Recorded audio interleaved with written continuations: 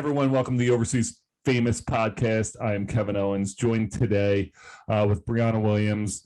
Briana, Overseas Pro, also hosting an exposure camp this upcoming June. The Pro Dreams Women Overseas Exposure event, June 5th, 11 a.m. to 2 p.m. Registration May 29th. We're going to get into that because the name of the game is exposure camp, and exposure camps are so important.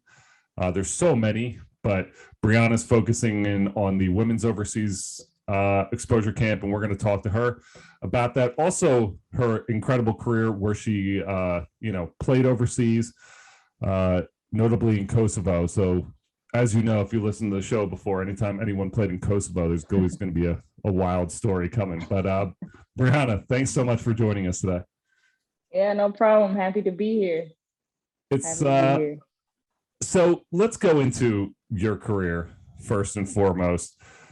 The craziest things always happen, and we'll go right into Kosovo. The craziest things always happen in Kosovo. And it's fun because I like the women's perspective, because I've interviewed people with the men's perspective, and they're throwing stuff in the court. I've experienced like flares being thrown in the court. What was the experience like from a women's point of view playing in Kosovo? Yeah, so Kosovo was the environment. First of all, it was actually better than I expected. Even with COVID like kind of going away, it still was a great environment as far as the fans. I haven't got it where I got anything thrown on the court or anything crazy, but they were some very passionate fans for sure, like just yelling all kind of stuff. Of course, I didn't know what they were saying, but then like my teammates would tell me what they were saying. I'm like, they really said that? So just like stuff like that. And just outside of basketball, walking around, just like everybody kind of like looking at you, kind of because you're kind of in a foreign place, of course, but it was just like some different kind of looks, like not to say it was bad, but it was like something I wasn't used to, so, but fan wise, basketball wise, it was, probably around the same experience as you had. It's so funny. I just playing overseas, it really is. It's like when you play there, like I'm almost 7 feet tall. So walking around downtown Pristina, I'm walking around and people are like, okay, you're here for a specific reason. Like you're not, you're different. Like you are not one of us. Like exactly. And it's I feel like that's what was the overwhelming thing that I saw there is people just looking up and being like, oh. And it was funny because we talked on the show before about how overseas basketball, the fandom is not as intense as it is in America. Like you see Joel Embiid or someone on the street, you're going to like freak out. Fans will go up, ask for his autograph. I feel like people in other cities, like everyone is going to know that Joel Embiid, even if you're a casual fan, even if you're not a basketball fan, you're going to be like, oh, that's the guy, Joel Embiid for the Sixers. People aren't like that with us. Like it's just like someone's just like, that guy's tall, it's just a different experience. So I think that, playing overseas has that, you're kind of like a little bit on an island when you walk around because people are just like, you are a lot taller than the normal person from Pristina. Right. That's true. And that happened with me. Of course, I'm not tall, right? I'm like 5'7". Obviously, I look different than everybody there. So they're doing the same thing. Like, what is she here for? I wonder. And always when you speak English too, I think, that's exactly.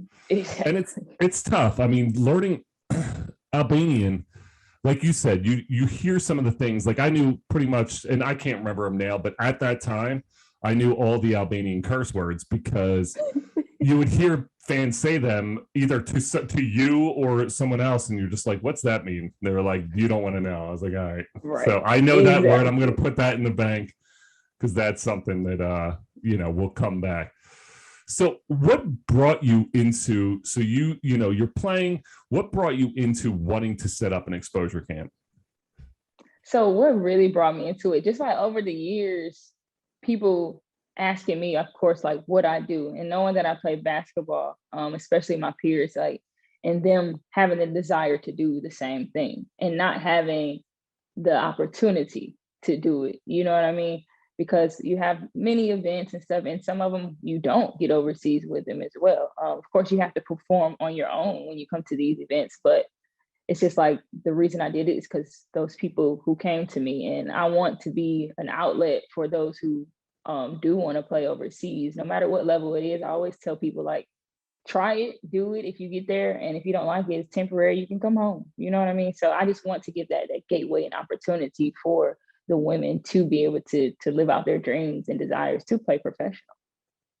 We talk a lot about on the show about the WNBA, and it's really blown up recently when you have women who were highly touted, had good WNBA careers, who are now getting released because there's just not enough room. And we always talk about in the NBA, you're like, okay, so there's, you know, 3 going in, 2 going in, 2 going out every year. Like it's just like a rotation. So who's going to stay, who's going to go? And I think with 30 teams, it's a lot different than having the WNBA where there's such a limit. And now you see these really good players almost now having, and obviously WNBA and overseas kind of go hand in hand, but it's really rough because you have women heading overseas and there's just not a huge platform, because not every team, you know, we have the American system where there's a few teams, and it's the same overseas. There's not, you know, 15 different levels to play in each country.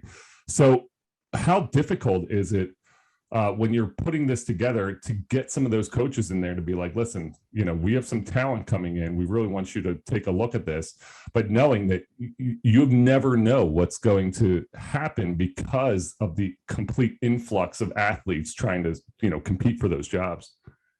Yeah. So from your first point, like the WNBA and people getting drafted and waived is ridiculous, you know, like just have to put that in there. It's just really crazy to me to just the mental toll it can take on someone too, being congratulated for getting drafted and then waived. Like, you know, just had to say that because that's crazy. And of course, like some of it's not their fault and they can't do much about it sometimes because it's not that much opportunity. Like you said, 12 teams, 144 women, thousands of women who can actually play basketball, you know.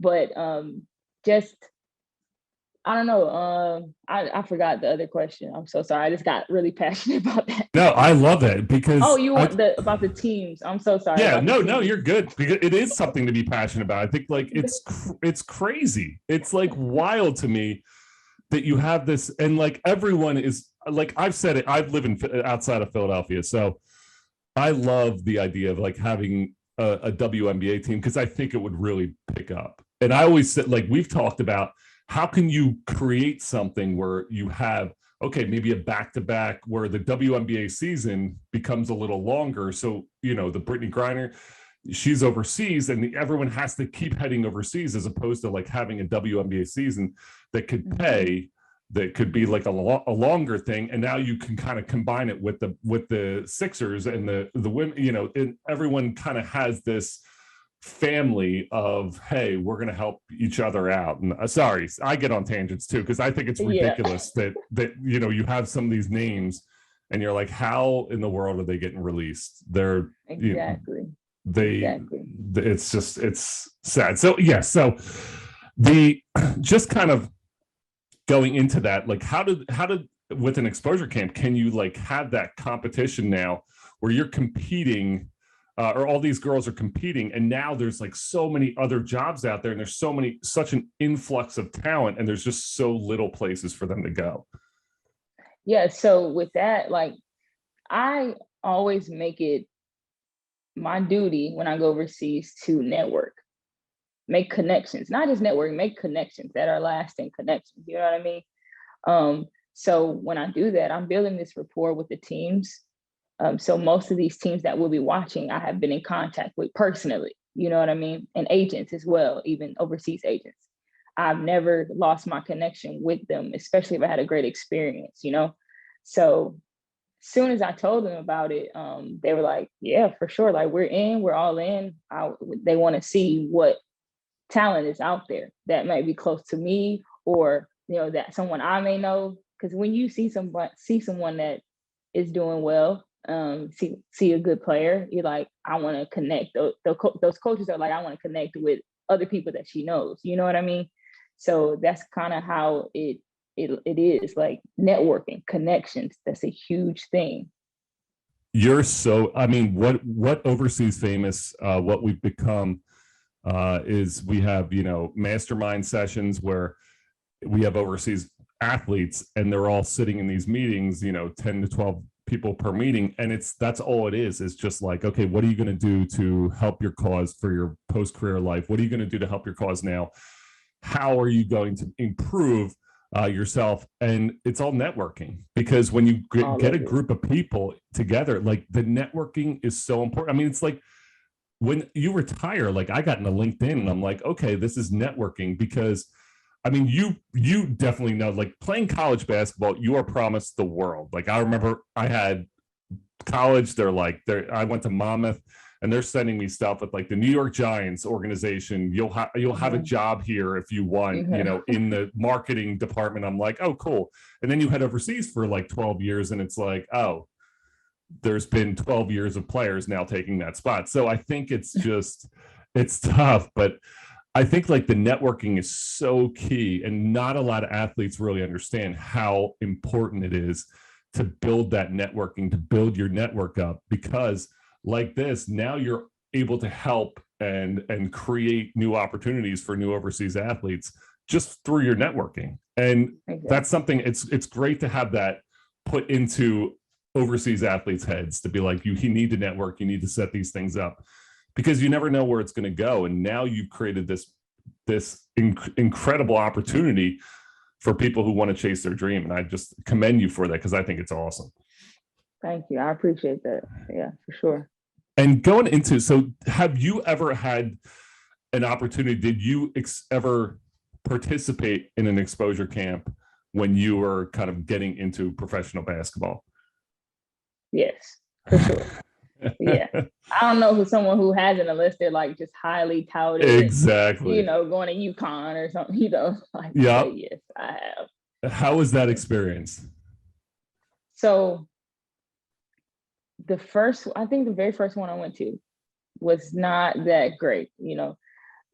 Just because of a lot of these events will tell you and market that they have teams that's going to be there, they're going to be watching, and there's no proof. Like you can't see it, and even then there's no proof afterwards, because I'm like, I know I just hooped, like what I mean, I just did my thing, but nothing, what I mean. They'll have like maybe a WNBA scout or coach come, maybe pay them to come, I don't know, and then they'll sit there, but it's nothing that I can actually take and be like, yeah, I'm going to have an opportunity. It's more trying to make money than anything. And that's not all of them. That was the one I went to at first, but the second one I did go to, it did get me overseas. So it just all depends. It's true. The same thing. It's funny because every overseas athlete has gone to exposure camp. I mean, like, not every single one, but there's been a ton, because I know my, like you said, unless you're getting released by an NBA team, someone's going to know who you are. They'll get you in the door. But if you're just going right from college to overseas, you need to hit that exposure camp. And I know, I've talked about my experience playing an exposure camp. I got to go to Virginia, go to like VCU, and it was like an intense experience, because I would compare it to like AAU. Like you play AAU in a chance to gain exposure, and that's what it's all about. And this is like one giant AAU tournament with a bunch of like real deal athletes who are all fighting for those few spots. And I think it's just, that's what makes it so intense, and that's what makes it so cool, having that atmosphere where you're just there, but you're not like, it's like you're like a gladiator. You're by yourself too. It's not like you're like, oh, okay, me and my team are here, I'm going to showcase myself, my team wants to win because they're my friends and we just sat there playing PlayStation all night. You don't have to. You have to just meet these people. It's like you versus the world. And I think that's what makes it so intense. Like that experience of like, oh my God, it's just me and it's you and it's you and it's you. I don't care who my team it is. I got to go out and put that work in. Exactly. And not to mention, like when you go, everybody's shooting everything. As soon as you touch the ball, it's every man for themselves. It's so true. Everyone just, you're just jacking. And I feel like that happens sometimes at AU tournaments, but at the same time, you have to maintain like, okay, this guy, this girl, like they have to be able to do other things because they want to see like you win too. At that, they're just looking for the player. They're like, let me see what you got. So when you drop 20, even though someone else could have dropped 20, they just didn't get the opportunity. It's every man for yourself. And your selfishness really has to come out when you're in there. For sure. And it sounds horrible saying that, but at the same time, I mean, that's just what it is. Like we live in a world where your job is dependent on it. And you can't compare it to anything else because like, it's not like people who are fighting to be, I don't know, like a lawyer or something, are then put together in a room and it's like, okay, you're going to lawyer the shit out of this, like go. And everyone's just like, oh, it's such a different experience. And you really are fighting for your life. And I think that's what makes it so fun. I just think that's what makes exposure camps so unique and such a fun time. Exactly. For sure. So when you set this up and you're trying to, you make those connections and you're like, okay, these are the players, these are the teams that are going to come. Is it hard to get that word out to the athletes to be like, hey, check this out. This is what we got. This shit's for real. How do you separate yourself from like the other slop that might be out there? So I would say it's the difficult part is actually getting people to commit. You know what I mean? So I can get the word out there. I have so many people who have watched, who have inquired, everything, but it's actually getting them to register, you know what I mean? To invest in themselves at this point and to build that rapport and trust with you. Because some of these people, they don't know you, but it's, that they don't know me. So I can understand it, but also it's the marketing aspect of it too. Just marketing that these teams are really going to be watching, because that's the big thing with this is it's going to be live streamed and it's going to be teams watching. And that's like in the event, I'll have some of the women, like the women will be able to take a break and see on their phone or whatever, like these teams watching, you know what I mean? So I'm kind of trying to separate myself in that aspect. Like you can go see for yourself that they're watching, you know what I mean? I can also contact you if they are interested in you. Like you'll see that this is real. And because usually sometimes in exposure events, you don't get anything after you get done playing. It's just like you go home and wait, twiddle your fingers, and nothing happens sometimes. You know what I mean? So, but I want them to actually see that these teams are watching. These agents are here watching as well.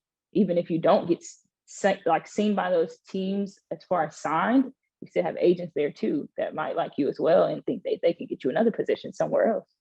I do love and we've reached it as well. I mean, this podcast wouldn't be possible. I think about, how things were set up before, even when, 3 years ago, pre-COVID, how like things were set up where everything was like phone call. And now you have this live streaming option that is just created this incredible opportunity because you can really get a ton of teams from overseas to be like, hey, come watch this. And they're like, I'm committed to watch it. I'm going to live stream it because then they get to see and you don't have to waste. I think it like AU in college too. It's like everything's live streamed.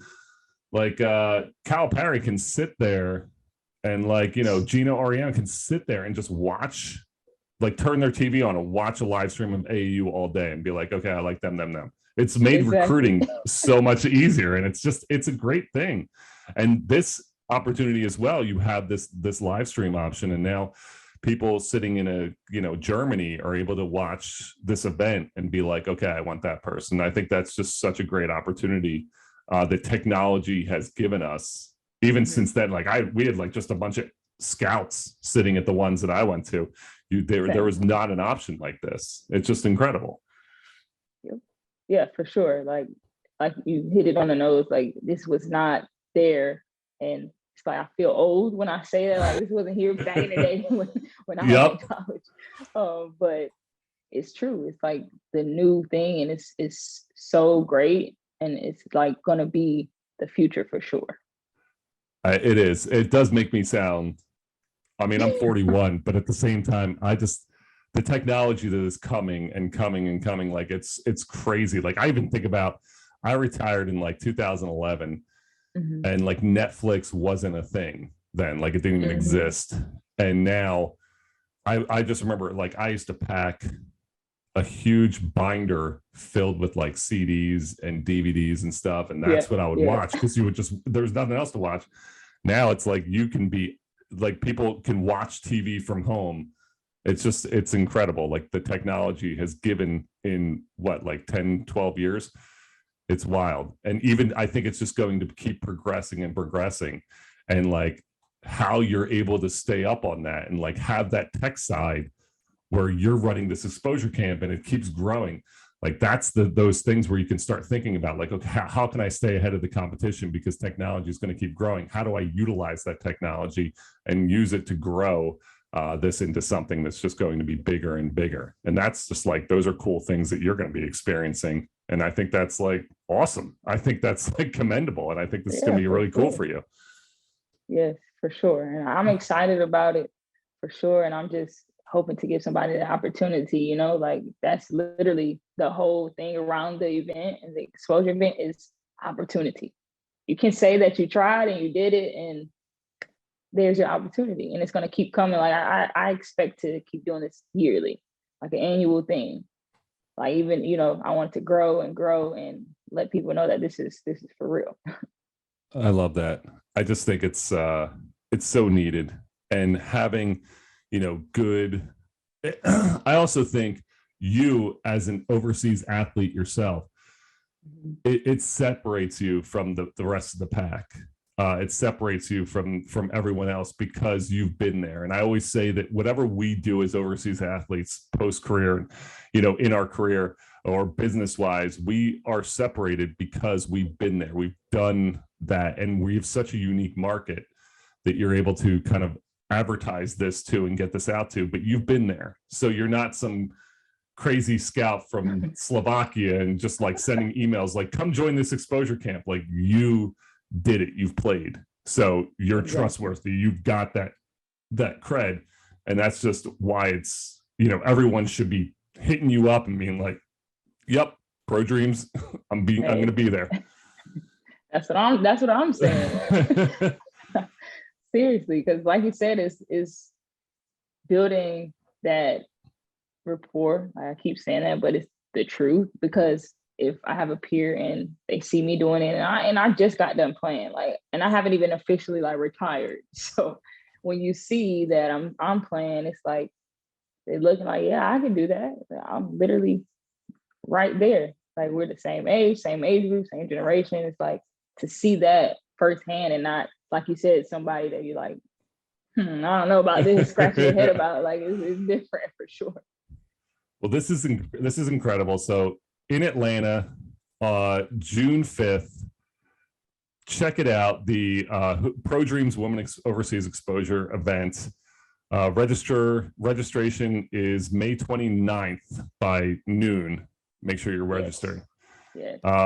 And yeah, so Briana, like being able to put this event on, we're very excited for it. We're very excited for you and the opportunities that you're presenting to young female athletes going to try to head overseas. We're behind you, and we're very excited for this.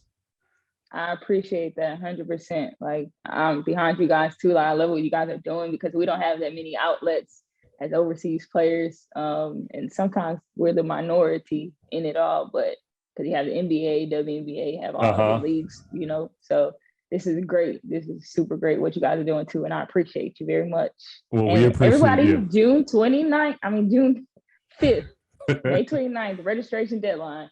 Be there. We're going to put this all over the place. We're going to advertise it. We're very excited to have this event, and it's going to be super cool. So we're pumped for you, Bree. Awesome. Thank you so much. Thank you, guys. Everyone, check it out. This is the Overseas Famous podcast.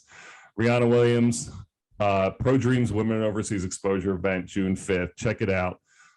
We'll put the website will be at the bottom of this, so we will click the links and it will direct you right there. We really appreciate your time, and everyone check it out. Hit that exposure camp if you want to play. Peace.